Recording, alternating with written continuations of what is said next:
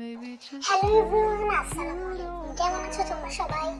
আজকে আমরা বানাবো চালতার আচার। আর এটা হচ্ছে আমার ফার্স্ট ভিডিও, তো তোমরা সবাই আমাকে সাপোর্ট করে দাও। চলো শুরু করি। প্রথমে চালটা ধুয়ে নিব, তারপর কুসুম গরম পানি দিয়ে ভালো করে একটু ধুয়ে নিব, যাতে এটাতে কষ আছে। আর কড়াইয়ে তেল দিয়ে দিয়েছি, মশলাপাতি দিয়ে ভালো করে আচারটা নেড়ে নিচ্ছি। মশলাগুলো বলছি না, পরের বার বলবো। এখন দারচিনি দিয়ে দিলাম, ভালো করে নেড়ে নিচ্ছি। আর আচারটা হচ্ছে গুড়ের আচার, হালকা একটু চিনি দিয়েছি। এখন আমরা গুড় দিয়ে দিচ্ছি, একটু গুড় দিয়ে দিচ্ছি, একটু বেশি করে, যেহেতু গুড়টা একদম খুবই মিষ্টি তাই কম দিব। 2 চামচ গুড় দিয়ে দিয়েছি, আরো গুড় দিব, মানে এইটুকুতে কিছুই হবে না। 3 চামচ, 4 চামচ।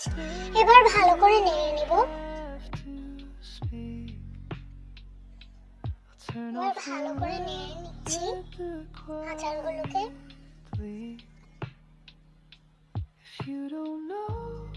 আচ্ছা, ততক্ষণে মশলাগুলো কি দিয়েছি বলে দেই।